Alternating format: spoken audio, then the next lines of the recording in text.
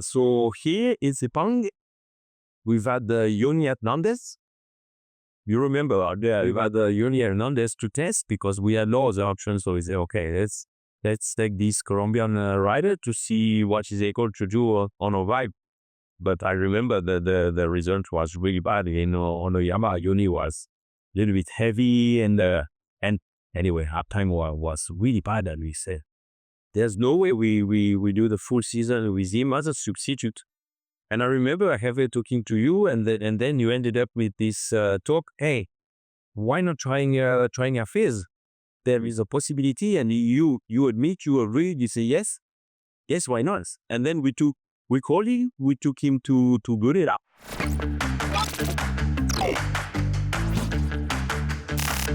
A very good afternoon. Welcome to another episode of Build Talk with Raz.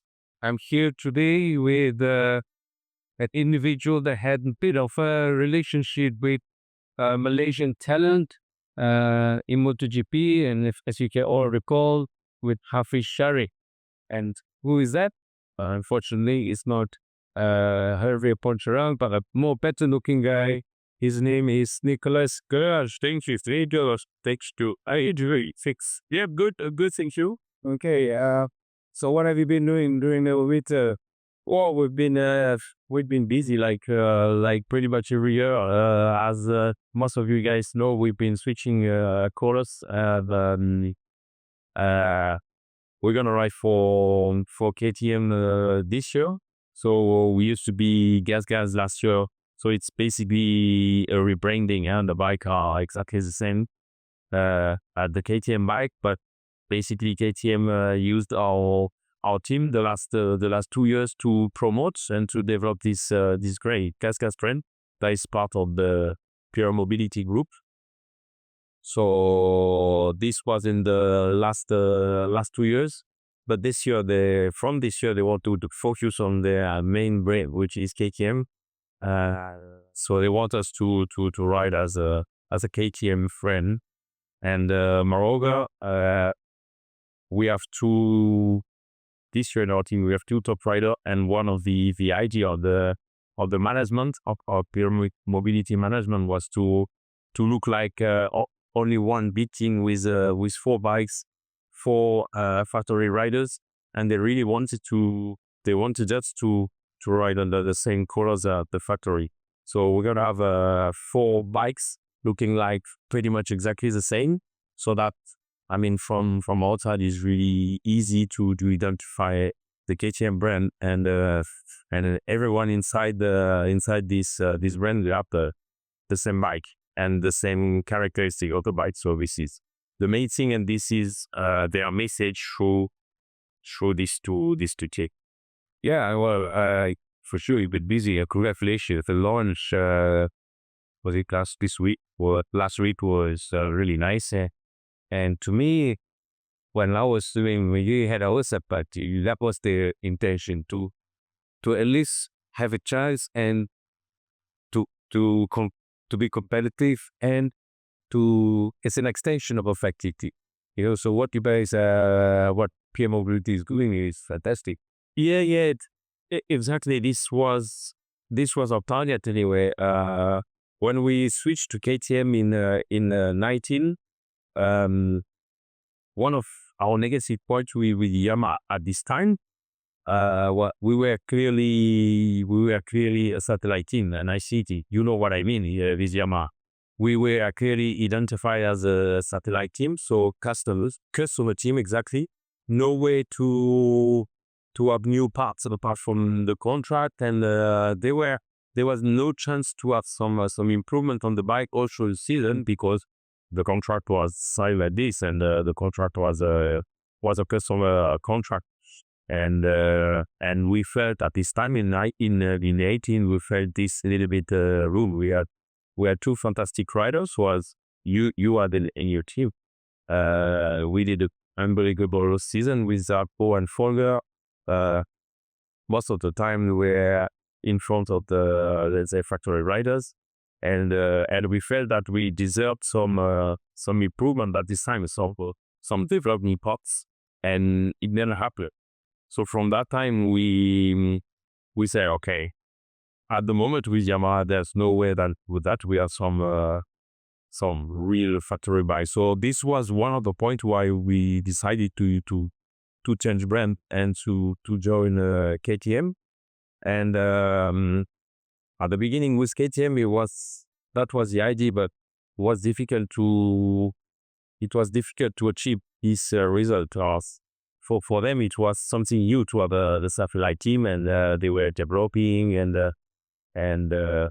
anyway, we follow one path, we follow one road, and I think that this year we are reaching the goal. We are reaching this target to have a proper factory bike. We see the level of the lineup is with Edea and Maverick, and looking at the bike, I think clearly this is really from this year that we are achieving our packages. Yeah, I mean, okay, when you guys switch to Yamaha to BT, we to go Hervé put me aside and say, hey, Basra, we left us like this as a piece. Like let's say you must make sure that you're not just a casualty. But even when we had Petronas, we said, no, we do not. We want to be partners. We don't want to be pussies. And but shit, that still exists.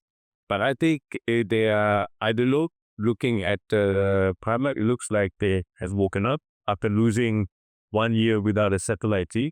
I think now they realize they need a satellite team, and hopefully better late than never, I guess.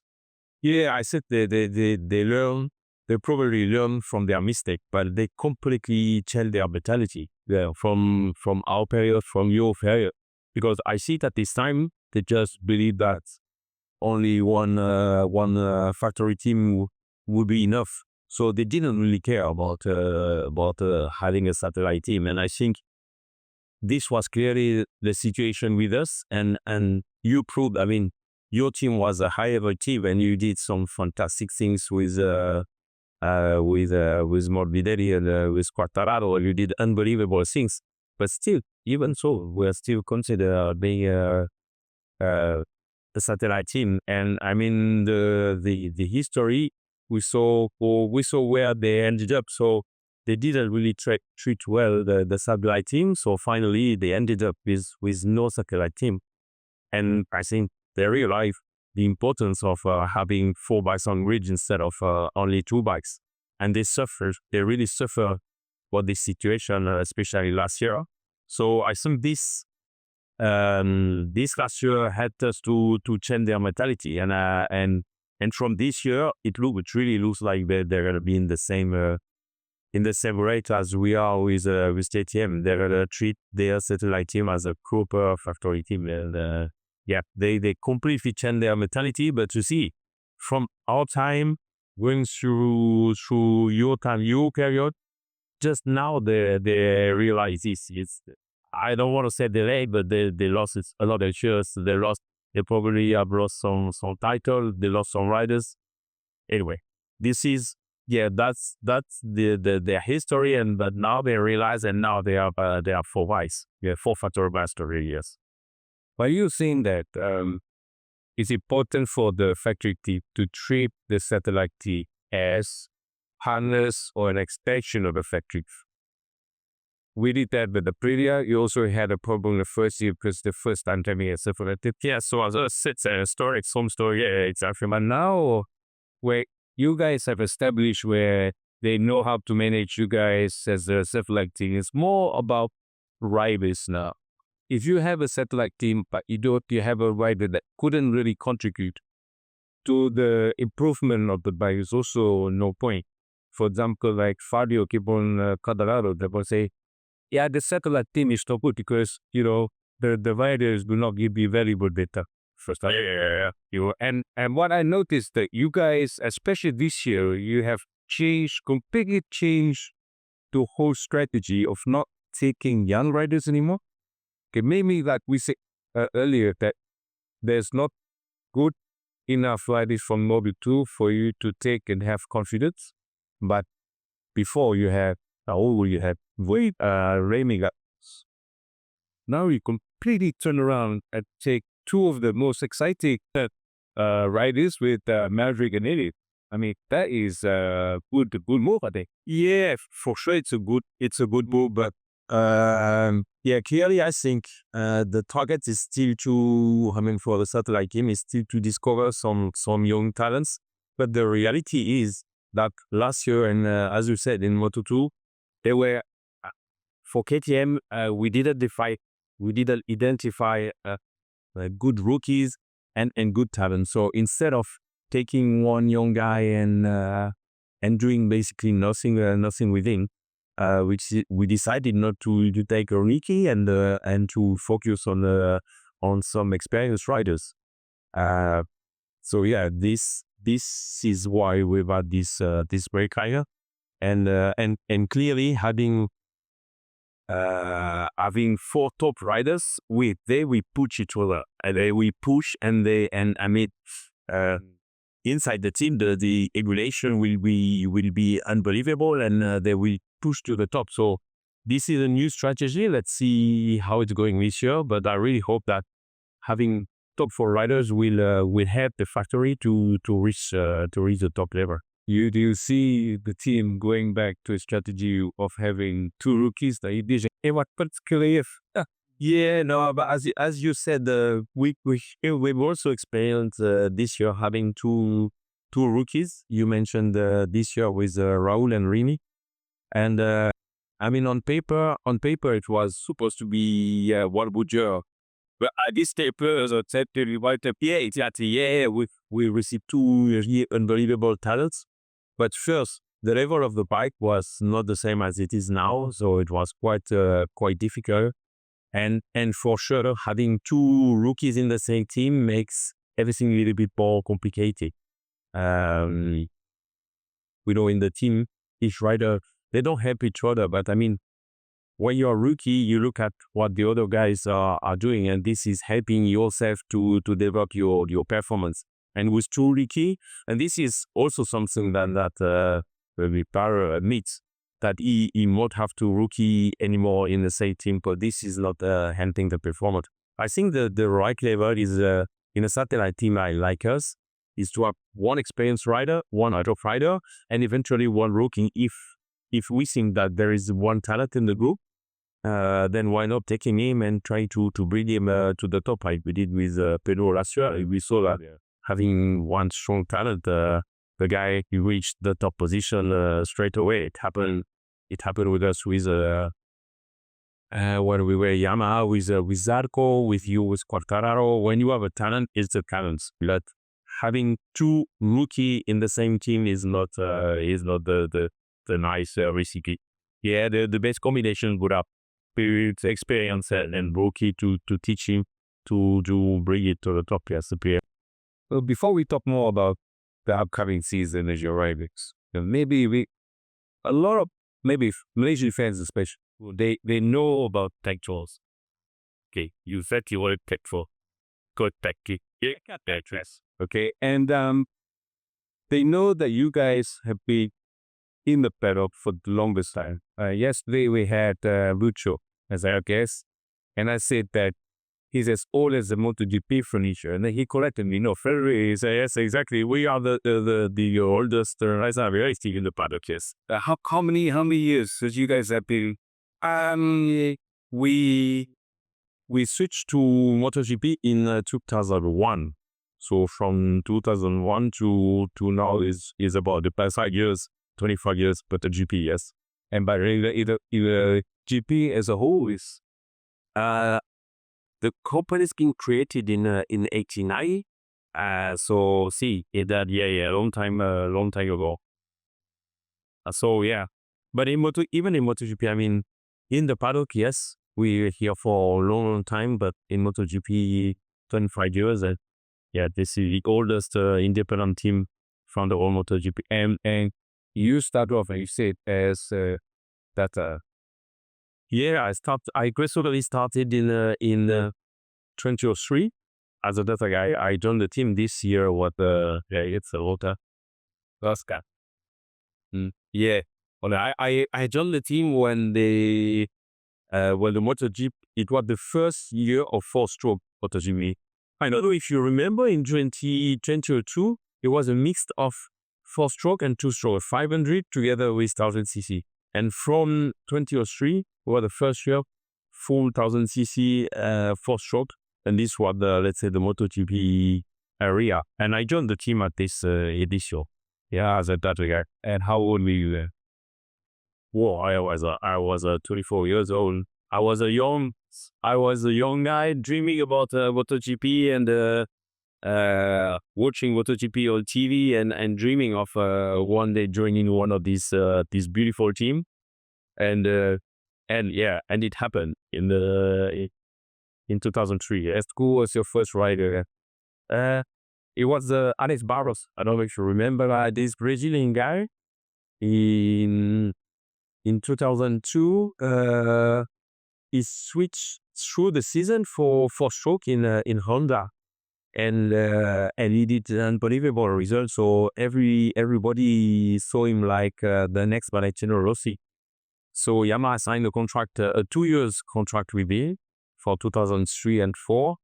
But everyone was with a 4-stroke in 2003, and he also crashed in the preseason test in Suzuka, injured the knee, and the season wasn't as expected. So he break a contract at the end of 2003, and he drove back on that. I remember way. But I worked with this guy. He was my first rider, Pol GP. Who had the great drivers that he had worked. Alex Barros, Well, I worked with a lot of different riders. I've worked with Melange then. Afterwards, I worked with Caltrescio. I worked with James Dawson, Ben Spies, Zarco Fove. I worked with Folger. Yeah, we've achieved his great podium in Sachsenring in Germany. Yeah. I worked with Pol Espargaro.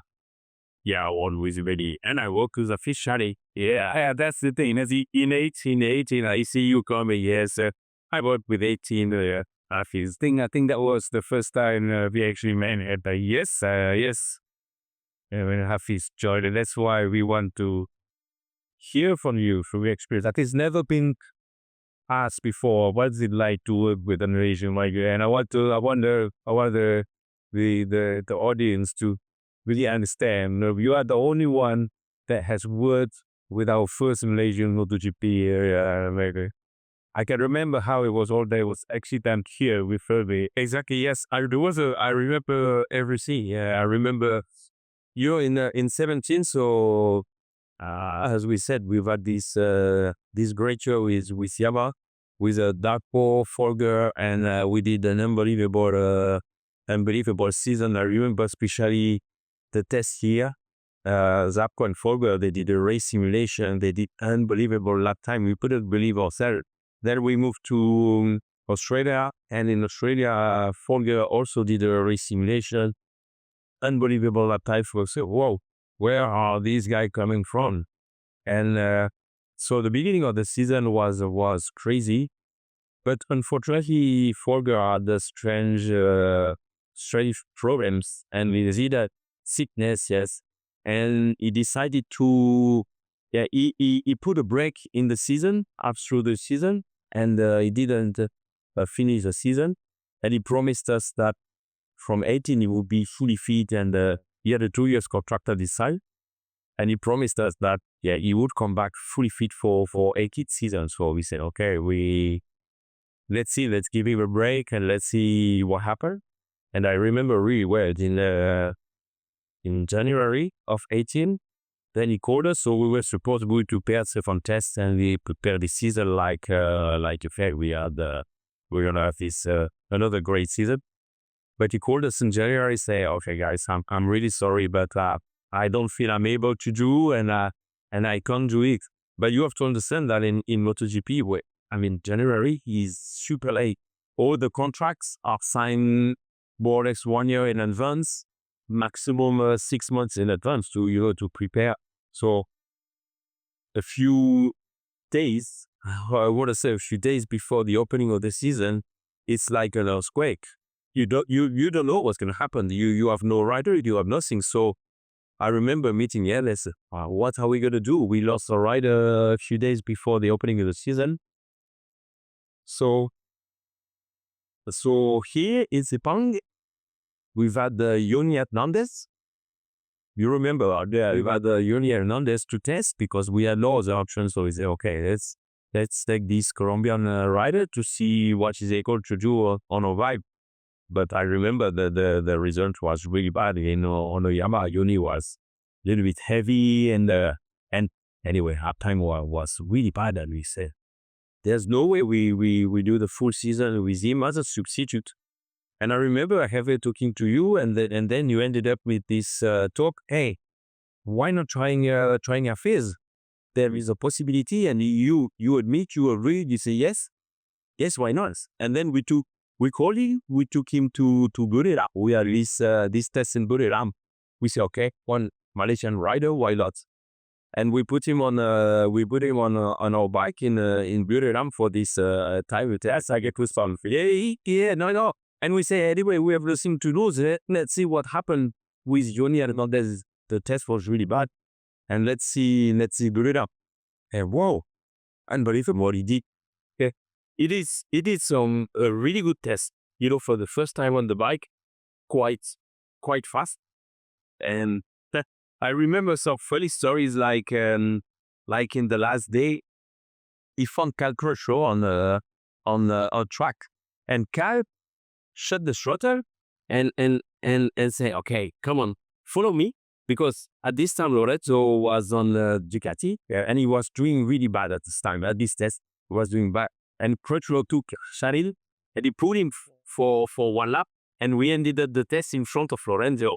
So we say, oh, what that? And the test was really good. The ambience was good. We have a nice, is a nice chemistry. Yeah. We start to create something, and we say, anyway, it's a good opportunity. Let's take him for the season, and let's see what happens. And the story starting like this.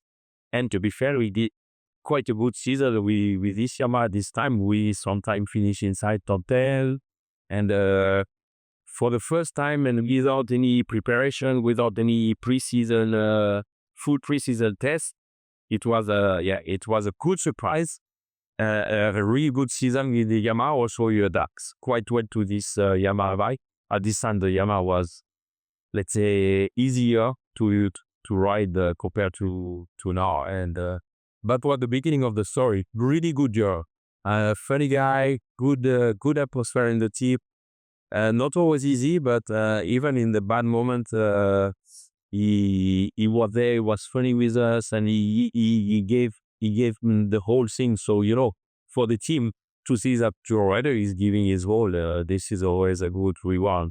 And we all have this in memory. It was a really nice souvenir. Yeah. Just to add to what you see, because it happens right here at the tide. I was supposed to meet with Carlos to ask him how to code a Malaysian record at that time in only 2020. Yeah, but this was in 2080. Yeah, it's 2020, because at that time Hafizh was with us with Moto2, it's like just here. He was in Andorra training. Yeah, so I came here and I saw Hervé Ita's room in the couch, relaxing. I said, Hervé, I want to see Carlos. What to put a Malaysian rider in MotoGP 2020. Say, okay, I will arrange. I'll see you in your office whatever time. So when I went, I was late, 2 minutes. So they were already talking. When I went the other way, my office, they were already talking. I said, you guys are here. And before anything, Hervé said, you will put a fishery there. And without thinking, without discussing him, I said, yes, no problem, let's do the GS. I said, yes. To me, sometimes the opportunity comes like this, you just take it first. Exactly, yeah. And so it was literally. True enough, I called him in Andorra in a mountain somewhere, and I said, Fizz, I'm sorry, but we're not going to ride in motor. No, sorry, there's some problems. Because what I do, with the drive on it. What? That happened. Yeah, because you're riding in MotoGP. Silence. Silence. What? Yeah. He got you right at it, but and it's like, oh my god, should I call my father? Yes, but it's your decision. You don't have to. You want to do or you don't want to do? Yeah. And then yeah. So we brought the Mac just in time for this Marina test. Yeah. But that year, as you said, he was fighting with Frankie for the rookies. And he was second. They had the best rookies. But then when you guys made to KTM, it was a very difficult year for everybody. For everybody play, yeah, for Johan as well. Johan quick, he below the year. Yeah. Nowadays, the level, at this time, the level of the bike wasn't as high as now. And it's true that Darko went to the factory team and we joined the KTM with Miguel. Miguel and Miguel and Hafizh this year, yeah. But the bike was difficult. It was like aggressive bike, and compared to the Yamaha, it was the opposite. And and it was difficult. It was easier for Miguel because he had no reference. And Hafizh, I think he had the perfect riding style matching the Yamaha at this time. Quite fluid, speed in the corner and this kind of riding skills. And the KTM was the complete opposite. And I think he struggled, him and Zarco as well. He struggled a lot with the bike and it was not the best show. It was not only what the bike for this time needed to develop. And in KTM, they made a big step between 18 and 90. We arrived in 19, the bike was completely different. There was the freight, the chassis concept was a bit different. The bike was much lighter as well. And anyway, it was a different bike. And from 19 on, then we started. We made a big step forward, and we started to shoot the project. I know the past super fast. I just want to, what if what could happen to had a bad year, your first year PTA? What could he has done differently, or what could the team have done differently with him for him to continue in 2020? Or have they still up to say? No, but what he could have done differently, for sure. The Yamaha experience was good for him because that bring him to a MotoGP rider level, but it was also bad for him, as I said, because of the riding skills.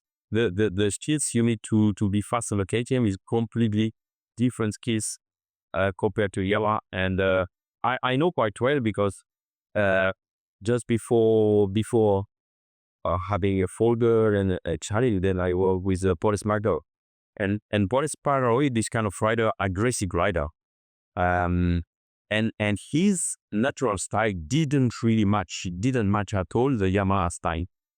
We worked with him for 3 years, and he was always fighting against himself to try to calm down and to carry speed inside the corner. And his natural style was really aggressive. And I remember when he switched to KTM, so after Elite Tech3 and Yamaha, he switched to KTM. So that was the first show of this KTM bike.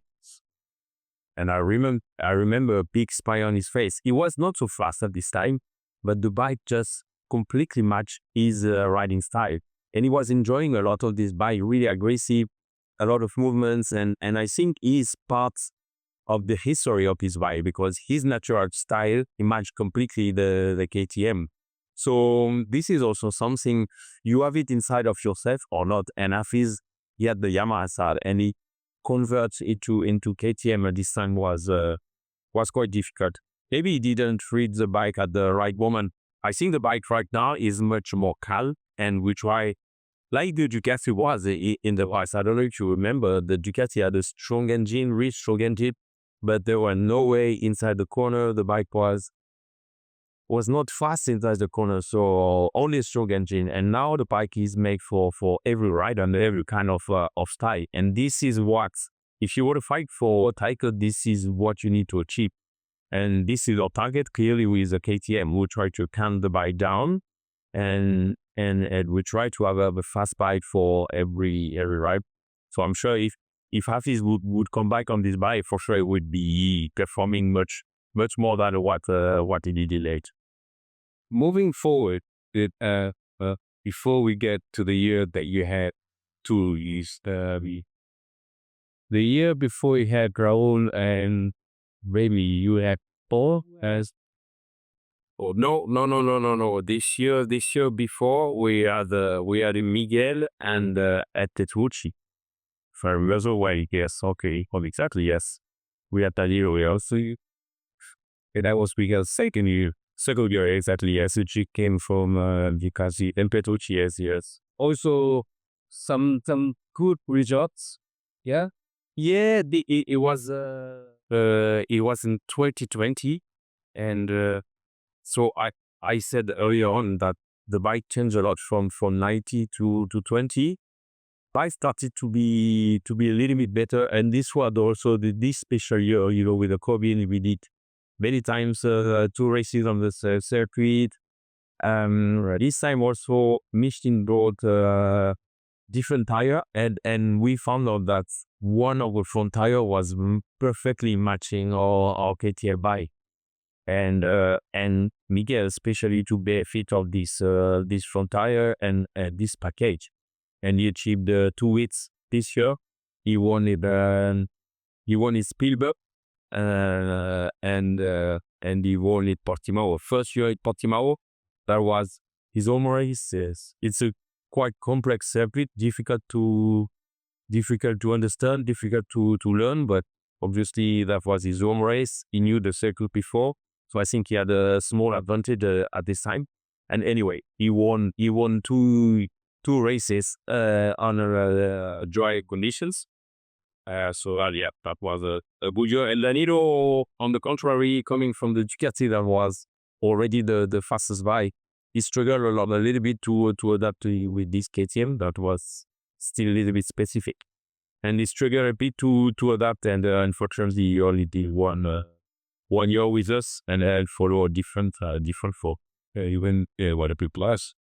Yes. Then you had a year of having both rookies, and that is a big challenge. Yeah. Then after this year, then Miguel got promoted in the factory team after these two wins. And then inside KTM they decided to promote two rookies. They were world champion and vice world champion with Aki Ayo in his Moto2 team.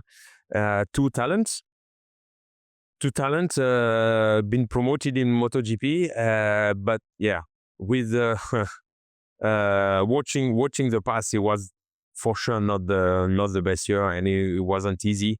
Both riders struggle with the bike, and having 2 rookies in the same team doesn't help for the confidence and to learn from the bike. So we realized this was it was too much. 2 rookies at the same time was too much, and that year was one of the worst season for us. Results were really bad, and the rider they didn't really match with the team together with the bike, and it was some frustration very early in the season, and they both decided to leave the team at the end of the season, and clearly not the best year. Yeah, well, I mean, I had experience with one of them. Yeah. With Aprilia. That's besides the points. I mean, young riders are sometimes very difficult to manage. I mean, you manage Raul, and the other side manage Remy, and they're not easy. No. Yeah, and then the following year you had Augustus and Pol. Okay. Yes. Yeah. And Augustus did well. Yeah. Augusto came. He joined the team. He had a 2 years. 1 and 1 year contract with an option, together with Pol. So this year, Pol, I mean, after having two rookies, this was the perfect situation. As we said earlier, we realized that probably the best strategy for an independent team would be to have one rookie with one experienced rider, and this is exactly the target of this year. Pol was joining back KTM after two difficult years with Honda, so he enjoyed so much the KTM in the past. But then he decided to follow a new experience, to follow a new direction with Honda, but it ended up in a drama. I mean, in really bad years. So he was super happy to join back KTM, his brand in love, to be fair. So he was, I remember Pete was calling him the captain. He was a captain of this new project, this new gas project. With a KTM bike, but branded under the gas colors. And together on his side, one rookie, Augusto Fernandez, that was here to learn from Pol Espargaro and to get experience. And Pol had this naughty crash at the first race, the first day of of this season. He injured his back and he missed the first half of the season. So this was quite of a drama. And Augusto ended up on his own, a lone rookie without a captain to follow.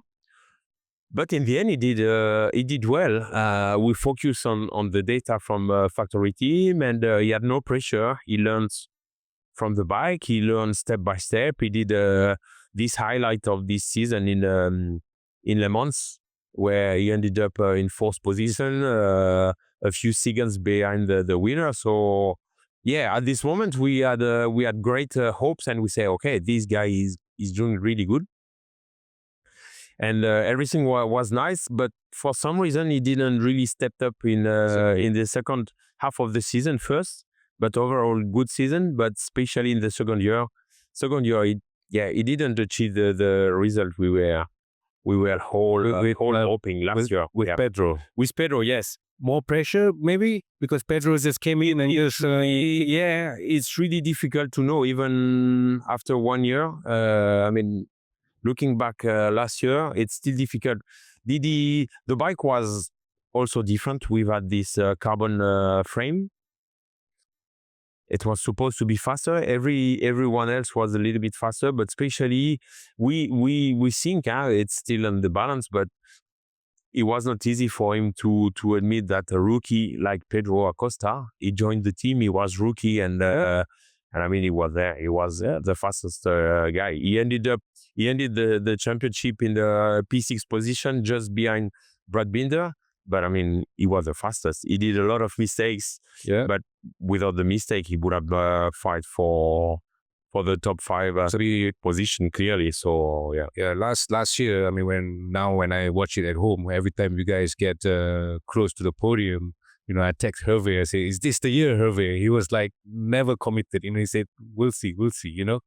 No. Everybody thought it was the year. You know, Pedro did an unbelievable job. You know, he joined the brand, he joined MotoGP, he joined the team, and 5 podium, 4 sprint podium.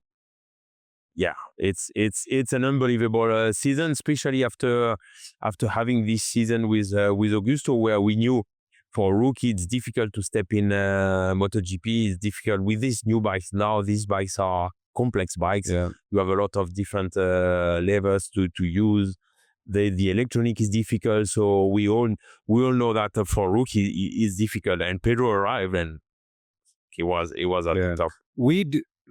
Yesterday I had Aki and Lucio, and we talk about riders' mental state, especially young riders. What do you think? And what do you think contributes when a year that they do well, and then the next year they just opposite? Is it really the bike? Like in your case, Pedro comes in and perform, then Augusto's performance drop. Is it the bike, or is the mental attitude, or what is it? Because this is something that we try to find out, Maybe if we would have clearly understand, we would have solved the situation. We would have changed the situation. At some, through the season last year, at some stage, Augusto pointed out the team. He said, "Yeah, but I don't have this connection with my crew chief." I don't know if you remember this, but then we've changed crew chief, and we put one of the most not famous guy in the paddock, but a guy with some good experience, with some good reference, a guy that helped Ducati to develop his bike, a guy like that helped Bastianini to score his first win with Gresini, with Avintia. So it's Alberto Giribuola. And so we put this guy with Augusto, but to be fair, at the end of the year, nothing changed. So we realized, we knew more or less before, but we needed to help him. So we gave him what he wanted, but it didn't change anything in the results. So if it's the bike, yes, it might be the bike. Maybe it didn't have the same feeling as with the bike from the year before. Is it Pedro Acosta that was next to him? Yes, probably. Probably the pressure, is not easy to accept when you have a rookie coming and that is kicking everybody's ass. That is faster than all the experienced rider. It's not easy to admit, and for sure, even if you don't realize yourself, it's probably somewhere in your mind, and this is probably destroying you, and it's not easy to admit. So it's probably a little bit of everything, and it ended up in this kind of disaster year. This is the problem that fans don't really understand. When the riders complain, they always complain about the team not giving enough support, etc. They never admit to themselves that the problem is always them. Sometimes it's them, and we as a team, we do our best to help our riders. Correct? There's no way possible that we want to sabotage them or not give them the exactly. support. We all have the same interest. Our target for everyone is to achieve the top, and in Augusto case, Augusto performed. We all agree to say he performed in the first year, and he had exactly the same team in the second year. It was not the case that we changed some people. No, it was exactly the same team. So why do you perform 1 year and with the same people you have seen some disappointed results in the following years? Probably not from the team side. It was exactly the same team, so it can be some external situation like Pedro, not the same feeling with the bike. This I believe. We tried our best. We tried everything to try to give him the feeling back, but now we have to admit that we failed. But team side, it was exactly the same as the first year, and he performed the first year, so it's quite difficult to understand. The downside of having a satellite team, you going through it now, I'm sure you went through it before, we went through it when we had Fabio, is that they want to go to the factory team. No matter how you tell them that it's the same bike, you get the same support, you have better, we are like a family after 1 year, but eventually when they do well, you lose them to a factory team. Yes, clearly it's in the target of every rider to ride for a factory team, to ride directly for the factory. But in our case, we signed some top name. We signed Enea Bastianini, we signed Viñales, and I'm not too sure this guy target is to read the factory team. They have exactly the same bike than the factory team, and in our case, if we manage to create a great ambiance, and if we manage to treat them well, and if they score the result they want, I'm not too sure they're gonna push to change to factory team. I'm not too sure. Let's see what happens, but I'm quite confident that with experienced rider, for sure, for rookie, it's quite different. The rookie want to ride for the factory team. But for an experienced rider that had already experience with a factory team, this is not so obvious. I remember in the past we've had Colin Edwards, for example, and Colin enjoyed much more the satellite team, the independent team, than the factory team. For such a rider, he preferred the familiar, as you said, the familiar ambience as a satellite team, and Colin performed super good with us. He enjoyed a lot, and I've also experienced Ben Spies. Ben Spies was a rookie rider with us in Tech3 with the Yamaha, and he did unbelievable year as well. He did some pole position. He scored a few podiums, and he never found again this kind of good result with the factory team. He won one race, yes, it's true, but the overall results were lower than with us. So it really depends on the rider, what they are looking for, and it really depends. So talking about this year, lastly, you have Enya and Maverick. That is a good combination. Yeah. Yes, I really trust in both of them. First on Enya side, well, he had this year's in Ducati. He had the best bike of the paddock in probably one of the best team in the paddock at the moment. This is quite obvious.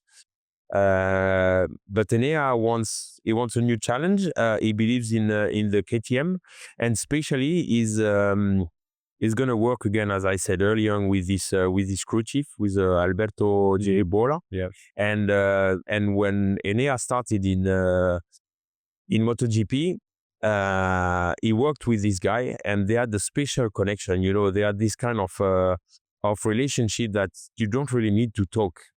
You understand each other. And Enya, it's true that the first year he was with Avintia, with Ducati, and he did a good year, a really, really good year. Yeah. And the following year he was moved to, so Avintia disappeared and he moved to Gresini, and he had this unbelievable year with a few wins in the season, and he had this special connection. And to be fair, he lost a little bit this connection when he moved to KTM factory. And I really think that he just wants to be back to this special connection with a new challenge with this KTM bike. And I really believe if he finds himself comfortable with the KTM, having this friend on his side, I really hope that he will achieve the result he's looking for. The selection of your riders is an important one, because you're talking about riders who was from factory going to a satellite team, but knowing that it's a team that is fully backed by the factory, it's no difference. That's very important for other satellite teams like Yamaha or Pramac. I think probably have the same, and even with Aprilia. That shows that, you don't have riders who does well. We hope, that does well in the satellite team, always wanting to go to the factory team. At least you try to win the championship with that rider before they go to the factory team. So this is very important. That shows to everybody that, the satellite team is no much difference compared to the factory. We really have to thank KTM for that, because for sure these two riders are contracted directly with KTM, with Speedrider, and they've been really clear when they start to talk with these two riders that coming into Tech3 they would have exactly the same material, the same bike as in the factory team, and that they would have inside KTM they would have 4 complete factory bikes, and without that I'm sure they would not have signed. Yeah, they would not have signed. Exactly. And they've been promised that the material would be the same, and that they would be treated exactly as a factory bike. And it's true that helped. That was crucial for these two riders to sign with KTM. They have the promise that they would have the top material, they've had the promise that they would work with the person, with the people they liked, with their crew chief, and with one of the best bike, probably not at the moment the best bike of the paddock, but one of the best bike of the paddock. Yeah. And I think that helped them to make their own decision. Yeah. Perfect. Nico, thank you very much. It's such an insightful conversation. We wish you all the best. So hopefully maybe one of the rounds I come running with you on the track. Yeah. It's a pleasure. Yes. Come to see us, and good luck for the future. Yeah. Thank you. Thank you. There you go, guys. A very insightful conversation with Nico. Let's wish them all the best with such two fantastic riders for the 2025 season. So don't forget to support them. Thank you. Nak harga diskaun untuk tiket MotoGP Malaysia pada Oktober ini? Jom saya tunjukkan cara mudah untuk dapatkan harga tersebut. Mudah sahaja, hanya dengan tonton podcast Wheel Talk dan gunakan kod yang tertera di kaca skrin anda untuk dapatkan diskaun sehingga 20% pada pembelian tiket. MotoGP merupakan antara pengalaman yang tidak patut dilepaskan, jadi jangan tunggu lama-lama kerana promo ini adalah eksklusif dan terhad. Ianya hanya akan dibuka selama 3 hari pada setiap video. Dah beli tiket? Jumpa anda di Sepang!